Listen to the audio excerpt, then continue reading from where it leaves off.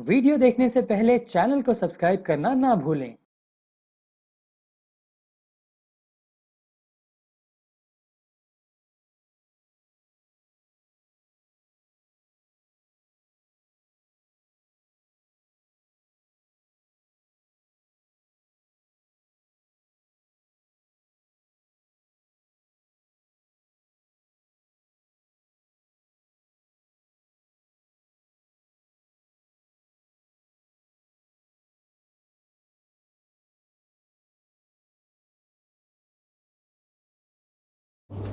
पास आ जाइए।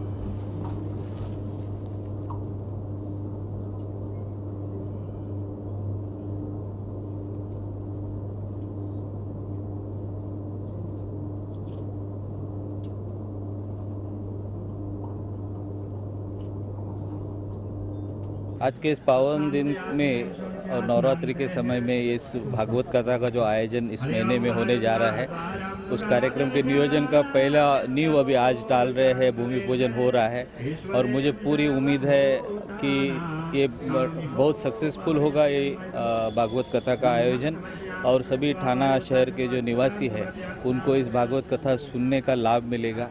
मुझे ऐसे लगता है कि पिछले 2 साल कोविड में हम लोग सब जो डिप्रेशन में सब लोग गुजरे हैं, तो उसके बाद ये भागवत कथा के आयोजन से लोगों के मन में एक स्फूर्ति आएगी, उनमें नया उत्साह आएगा, ये मुझे पूरी उम्मीद है।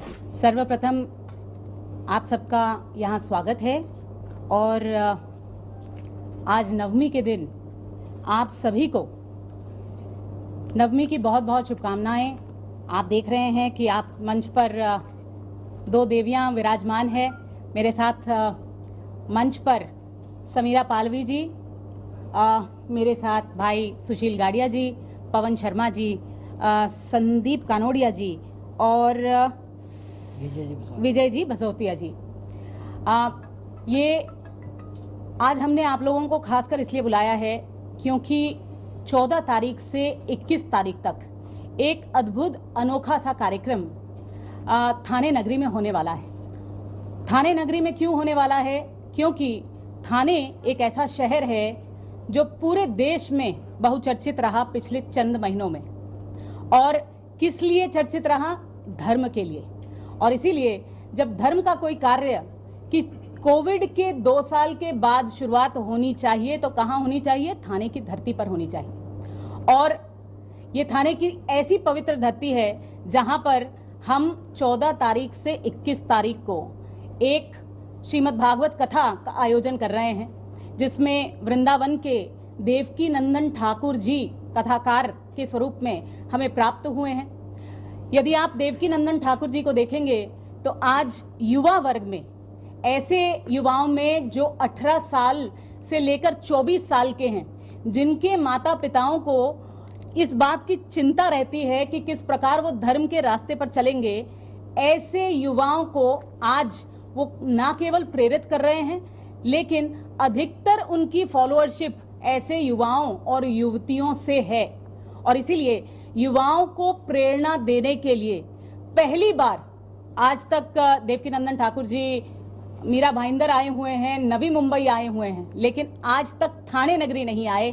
और थाने क्योंकि धर्म नगरी बननी ही चाहिए, इसलिए आज हम उनके आवागम में ये इस मुहूर्त पर, नवमी के मुहूर्त पर आपको निमंत्रण करके इस चीज का ऐलान कर रहे हैं। दूसरी महत्वपूर्ण बात, हमारे पास 16 तारीख को संत समागम है, जिसमें अनेक संत उपस्थित रहेंगे, जिसमें जैन धर्म के लोकेश मुनि जी, श्री श्री रविशंकर जी, जिनको हर वर्ग हर क्षेत्र मानता है, साध्वी दीदी माँ साध्वी ऋतंबरा जी, इसी प्रकार से एक जगत गुरु और शंकराचार्य जी हमारे बीच उपस्थित रहेंगे। और किस बात की चर्चा होगी ये आपको इस बात से समझ में आएगा कि उनके सामने अधिकतर जो लोग बैठे रहेंगे वो लोग प्रिंसिपल्स होंगे, एकेडमिशियंस होंगे, स्टूडेंट्स होंगे, क्योंकि हम इस बात पर चर्चा कर रहे हैं कि किस प्रकार स्कूल में धर्म की पढ़ाई गीता के स्वरूप में पहुंचानी चाहिए।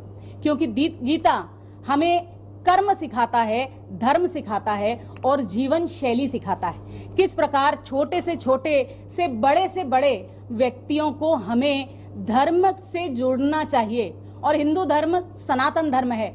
सनातन धर्म हमें क्या सिखाता है? सनातन धर्म हमें यह सिखाता है कि किसी भी पंथ के हो आप, तब भी आपकी जीवन, सुप्रीम कोर्ट कहता है it is the way of life, जीवन शैली में धर्म होना चाहिए। और इसीलिए जरूरत है कि टीचर्स, प्रिंसिपल्स बच्चों को स्कूल लेवल पर यह शिक्षा दें। और इसी की चर्चा करने के लिए हमारे साथ माननीय मुख्यमंत्री, माननीय उप मुख्यमंत्री, यहाँ के महामहिम कोश्यारी जी और विभिन्न प्रदेश से अनेकों मंत्री, कैबिनेट से अनेकों मंत्री हमारे साथ मौजूद रहेंगे, ताकि चर्चा धर्म पर हो सके, चर्चा इस बात पर हो सके कि किस प्रकार हिंदू एकजुट होकर ये कह रहा है, और खासकर थाने का हिंदू ये कह रहा है कि हम एकत्रित हैं और धर्म के नाम पर पूरे देश में बहुचर्चित भी होंगे।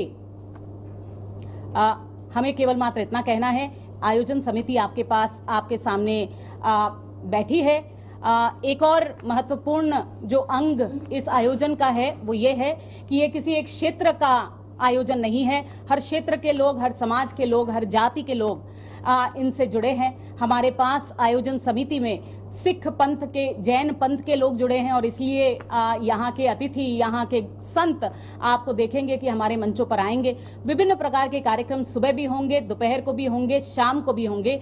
लेकिन सबसे महत्वपूर्ण जो कथा है वो भागवत कथा है, क्योंकि कहीं ना कहीं कोविड के समय में 2 साल आपने देखा लोग घरों में बंद रहे, मेंटल हेल्थ की बहुत बड़ी प्रॉब्लम आ गई है, और ज़रूरत है कि एक बार और जिस प्रकार हमने गणेशोत्सव से, जिस प्रकार हमने अभी डांडिया गरबा रास से एंटरटेनमेंट डाला है, उसी तरीके से ज़रूरत है कि एक बार और हम उनको धर्म के राह पर लाएं और ये बताएं कि जिस प्रकार कोविड आया एक चैलेंज था हमारे स्वरूप, लेकिन अब उस चैलेंज को हमने एकत्रित होकर अपने देश से, अपने जीवन से निकाला है।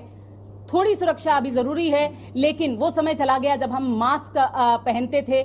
लेकिन मेंटल हेल्थ पर काम करने के लिए ज़रूरत है कि हमारे संत, हमारे गुरु हमें रोज़मर्रा की शिक्षा दें, जीवन शैली की शिक्षा दें, और कहीं ना कहीं हमें बूस्टअप, मॉरली बूस्टअप करें। और यही करने के लिए हमने ये 8 दिन का भागवत कथा रखा है, और हमारे कथाकार इस बात पे माहिर हैं, और हम आशा करते हैं कि जब 21 तारीख को हम आपसे मिलेंगे या उसके दौरान इन अतिथियों के साथ आपको मिलेंगे, तो जो उत्साह आपको इस, आज आपने देखा कि उसका भूमि पूजन हुआ है इस आनंद नगर पे और इस टीएमसी ग्राउंड पे आपको दिखेगा, वो उत्साह को आप ज़रूर कैप्चर कीजिए और बाकी लोगों तक पहुंचाइए, क्योंकि कोविड का समय चला गया, अब वो समय दोबारा आ गया है जब हमें मिलजुल कर अपने क्षेत्र को, अपने राज्य को, अपने समाज को और अपने देश को आगे बढ़ाना है और बहुत जल्द विश्व गुरु बनाना है। व्यवस्था की बात की जाए तो किस तरीके से व्यवस्था रहेगा?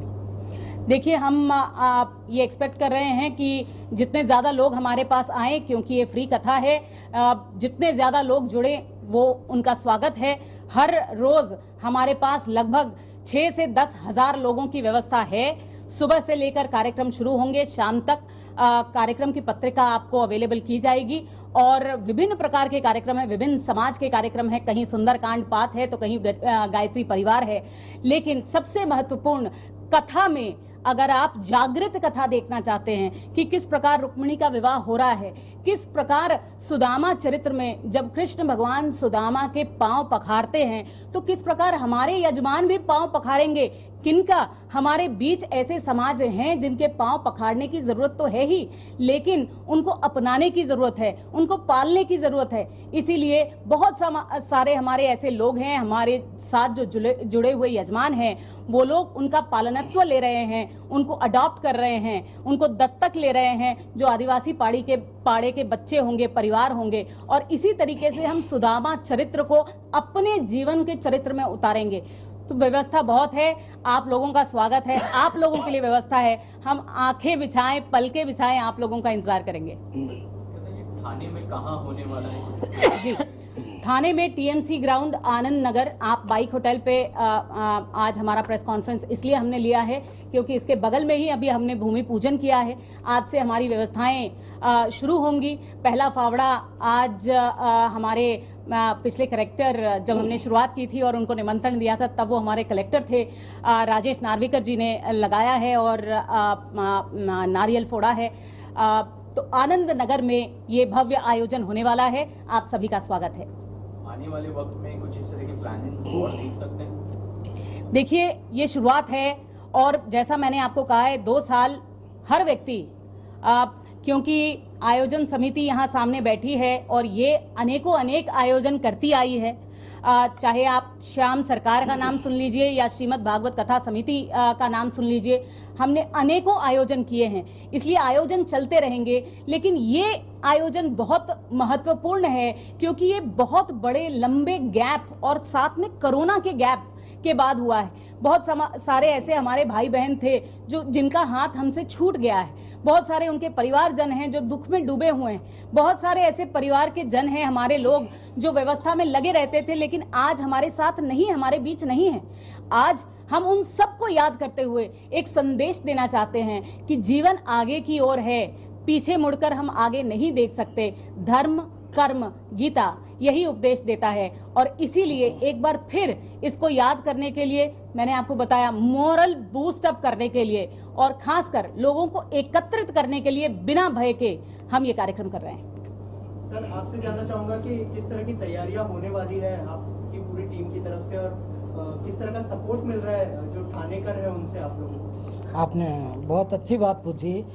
आपको बता दें, ये जो कार्यक्रम हो रहा है इस कार्यक्रम में न केवल आयोजक समिति, पूरा समाज जुड़ा हुआ है, पूरा सनातन धर्म जुड़ा हुआ है। जैन समाज अपनी तैयारियां कर रहे हैं, सिख समाज अपनी तैयारियां कर रहे हैं, उत्तर प्रदेश के लोग अपनी तैयारियां कर रहे हैं, उत्तराखंड के लोग तैयारियां कर रहे हैं, हमारे पंजाब के लोग तैयारियां कर रहे हैं और राजस्थान के लोग तैयारियां कर रहे हैं। इस प्रकार हर घर में ये एक उत्सव का माहौल बना हुआ है। ये तैयारियां नहीं, ये महोत्सव हो रहा है और इस महोत्सव में थाने की धरती से ऐसा कोई भी परिवार हम चाहते हैं कि वो इस कार्यक्रम से वंचित ना रहे, हम उन तक पहुँचे। और ये प्रयास हम जब स्टार्टिंग की थी तब जब 5-7 लोगों ने मिलकर जब सोचा था तब ऐसा लग रहा था कि हमको 55 लोगों की 51 लोगों की कमेटी बनाने में लोग ढूंढने पड़ेंगे। अभी लगभग 151 लोग तो अपनी पूरी सेवा देने के लिए हमारे पास आए हैं कि 8 दिन जो सेवा आप चाहेंगे, जो व्यवस्था करेंगे, उस व्यवस्था में हमें जो रिस्पॉन्सिबिलिटी दोगे उस रिस्पॉन्सिबिलिटी को हम पूरी करेंगे। हमें कुछ न कुछ सेवा दीजिए। जब ये समाज के अंदर ये एक जागृत भावना आती है ना, तब व्यवस्थाएं बहुत छोटी पड़ जाती है और भाव बहुत बड़ा हो जाता है। तो ये एक भावनात्मक कार्यक्रम होने जा रहा है। एक चीज़ मैं कहना चाहूँगी, हमारे साथ संदीप जी बैठे हैं, वो हमारे यजमान हैं। मैं उनसे भी चेष्टा करती हूँ कि वो कुछ आपके सामने सम्मुख रखें, लेकिन ये राजनीतिक कार्यक्रम नहीं है। फिर भी हर जनप्रतिनिधि हमारे साथ जुड़ा हुआ है, चाहे आप आमदार देखें, चाहे आप खासदार देखें, चाहे कॉरपोरेटर देखें। स्वयं मुख्यमंत्री हमारा दीप प्रज्वलन से शुरुआत करने वाले हैं। ऐसा क्यों है? ये इसलिए है क्योंकि मैं अपने सलाहकार समिति में अगर आप देखेंगे तो हमारे पास सलाहकार समिति में संजय केलकर जी, मनोज भाई कोटक, निरंजन दावकरे जी, प्रेम जी शुक्ला और श्रीकांत शिंदे जी हैं। ये लोग क्यों आज हमारे साथ खड़े हैं? क्योंकि कहीं ना कहीं समाज आज धर्म के प्रति जागरूक हुआ है। हर आम आदमी समाज से जुड़ना चाहता है, धर्म से जुड़ना चाहता है, धर्म के कार्यों से जुड़ना चाहता है। इसलिए एक बार फिर मैं ये कहना चाहूंगी कि इस कार्यक्रम के बाद केवल मात्र आप पत्रकार ही नहीं, इस थाने की धरती का हर व्यक्ति इसे धर्म नगरी थाने ही कहने वाला है। संदीप जी, हो रहे इस भागवत महायज्ञ में मेरे को मुख्य यजमान बनने का एक सौभाग्य प्राप्त हुआ है। हम सब चाहते हैं कि आप भी इसमें हो रहे 7-8 दिन के यज्ञ में एवरीडे जी जान से जुड़ो उसमें और हर चीज़ का तन मन धन से उसका सौभाग्य प्राप्त करो आप सब। बस धन्यवाद। सर आप क्या मैसेज देना चाहेंगे जो ठाणेकर है यहाँ पर, जो बहुत ही जल्दी आने वाले हैं, उनके लिए क्या मैसेज होगा सर आप? देखो, काफ़ी बातें मेरी बहन ने बोल दी हैं और मैं 2 शब्दों में यही कहूँगा, भागवत खाली कथा नहीं है। अगर सही बात से देखा जाए, अगर कोई ईमानदारी से इससे 8 दिन सुने तो स्वर्ग का यदि रास्ता कोई है तो यही है। और सनातन धर्म में स्वर्ग का रास्ता देखना अपने आप में बहुत बड़ी बात है। मैं इनके लिए मेरी बहन को और छोटे भाई को बहुत बहुत धन्यवाद दूंगा कि जो इन्होंने इतना बड़ा और बढ़िया कार्यक्रम यहाँ रखा है। मैम आप क्या कहना चाहेंगे, जो श्वेता जी ने जो इनिशिएटिव लिया है ठाणेकर के लिए, क्या कहना चाहेंगे उसका? श्वेता जी ने जो इनिशिएटिव लिया है, जैसे उन्होंने अभी बताया कि पोस्ट कोविड हर एक आदमी को मेंटल रिलैक्सेशन की ज़रूरत है, क्योंकि मैं खुद एक पेशे से डॉक्टर हूँ, तो मुझे इन्होंने जब ये बताई चीज़ कि सही में अभी post Covid mental relaxation spirituality से ज़्यादा कुछ भी नहीं हो सकता है। और दूसरी खास करके मैं श्वेता जी का धन्यवाद ये करना चाहूँगी कि ये सारे पंथों में ये जो भागवत कथा आज ठाणे में हो रही है, महाराष्ट्र में आता है और उसमें महाराष्ट्र पंथ के भी जो लोग हैं वो ये शोभा यात्रा में उस दिन जुड़ने वाले हैं। 14 अक्टूबर से जो हमारा शुरुआत होगी कार्यक्रम की, पहले दिन हमारी शोभा यात्रा रहेगी, उसमें सारे पंथों के साथ में महाराष्ट्रियन संस्कृति भी हम लोगों को देखने मिलेगी, जो यहाँ महाराष्ट्र से हम लोग रिप्रेजेंट कर रहे हैं। तो श्वेता जी की ये कार्य जो है, कार्य हमने जो भागवत कथा का किया है वो बहुत ही ज़्यादा सराहनीय है, क्योंकि मुझे ऐसे लगता है कि मेंटल रिलैक्सेशन की ज़रूरत और स्पिरिचुअलिटी से हम लोग जो फिजिकल उनको सिम्टम आ रहे हैं पोस्ट कोविड, हम डॉक्टर जो दिख रहे हैं वो बहुत ज़्यादा कम होते जाएंगे। धन्यवाद। सर आप क्या कहना चाहेंगे? ये एक कथा ही नहीं है, ये हमारे पूरे देश को, हमारे विश्व को भी एक संदेश है कि भागवत, इसका महत्व क्या है। ये घर घर पहुंचाने के लिए हम सारे समाज को इसमें, जैसे दीदी ने कहा है कि हमारे मराठी, गुजराती, पंजाबी, सिंधी सब लोगों को एकत्रित करके ये भागवत का महत्व, जो एक हमारे परंपरा है, हमारे ऋषि मुनियों ने भी इसका बहुत तरीके से वर्णन किया है। और ये प्राय थोड़ा सा कम हो रहा था क्योंकि बीच में कोरोना आ गया था, तो इससे थोड़ा सा कम हो रहा था। अभी उसको जागृत करने के लिए, सब एक एक हिंदू को जागृत करने के लिए, एक एक भारत के वासी को जागृत करने के लिए, और भागवत में यही कहा गया है कि सबका कैसे भला हो, सबका कैसे उद्धार हो। और भागवत तो है भी सबको उद्धार करने वाली, सबके पितरों का, अपन हम लोग जैसे अपने सनातन धर्म में है कि पितरों के उद्धार के लिए भागवत करवानी चाहिए। तो ये संस्कार हमारे को आगे की पीढ़ी को भी देना है कि वो पीढ़ी को भी ये समझ में आवे कि भागवत का महत्व क्या है, ये लुप्त नहीं हो और इसका प्रचार प्रसार हो। इसके लिए हम लोग ये भागवत का आयोजन कर रहे हैं और हम आपसे सबसे यही करेंगे कि आप लोग भी इसके अंदर सब सहभागी बने और हमारा साथ दें।